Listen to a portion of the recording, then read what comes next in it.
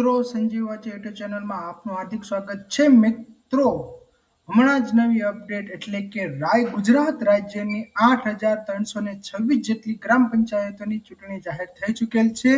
તો મિત્રો આ વિડીયોમાં તમને ગ્રામ પંચાયતની ચૂંટણી વિશે જાણવા મળશે, તેમજ આ ચૂંટણીને લીધે શેની શાના ઉપર આની અસર થશે તે તમામ માહિતી તમને આ વિડીયોમાં મળી રહેશે। તો આ વિડીયોમાં છેલ્લે સુધી બન્યા રહેજો। મિત્રો ગ્રામ પંચાયતની જે સામાન્ય વિભાજન અને મધ્ય સત્ર તેમજ પેટા ચૂંટણી અંગેની 2025ની જાહેરાત અકબર યાદી જાહેર થઈ ગઈ છે। તો મિત્રો ચૂંટણી જાહેરાતની તારીખ 28/5/2025 તેમજ જાહેરનામા પ્રસિદ્ધ કરવાની તારીખ 2/6/25 છે। ઉમેદવારી પત્રો ભરવાની છેલ્લી તારીખ 9/6/25 છે અને ઉમેદવારી પત્રો ચકાસણીની તારીખ 10/6/25 છે। ઉમેદવારી પરત ખેંચવાની છેલ્લી તારીખ 11/6/25 છે અને મતદાનની તારીખ અને સમય 22/6/25 રવિવારના રોજ સવારે 7 વાગ્યાથી સાંજના 6 વાગ્યા સુધી, તેમજ જો પુનઃ મતદાનની જરૂરિયાત જણાય તો 24/6/2025 રોજ મતગણતરીની તારીખ 25/6/25 તેમજ ચૂંટણી પ્રક્રિયા પૂર્ણ થવાની તારીખ 27/6/25 છે।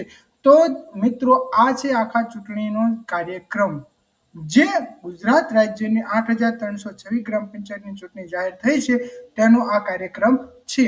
હવે આ ચૂંટણીના લીધે કઈ કઈ અસર થશે તે તમને આગળ આપણે જાણીએ। તો મિત્રો આ વિડીયો બનાવવાનું કારણ એક જ છે કે આના લીધે કઈ કઈ અસર થઈ શકે છે તે જોઈએ। જ્યારે પણ મિત્રો ચૂંટણી જાહેર થાય છે તો તેનાથી જે અસરો થાય છે, ભરતી હોય છે તે વગેરેની આની અસરો થતી હોય છે। આ વિડીયોમાં તમને ચૂંટણી અંગે ક્યારે ચૂંટણી જાહેર થઈ છે, કઈ તારીખે ફોર્મ ભરવાના છે અને કઈ તારીખે મતદાન છે તે તમામ માહિતી આપણે જોઈ। આ ચૂંટણીથી શું આવનારી ભરતીઓ પર અસર થશે?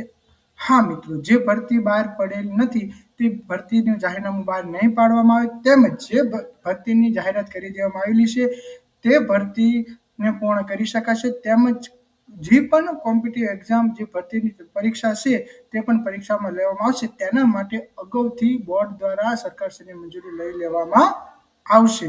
જો મિત્રો આ વિડીયો ગમ્યો હોય તો તેને લાઈક કરજો, શેર કરજો અને સંજીવ યુટ્યુબ ચેનલને સબસ્ક્રાઇબ કરવાનું ના ભૂલતા, તેથી આવી અવનવી માહિતી તમને મળી રહે।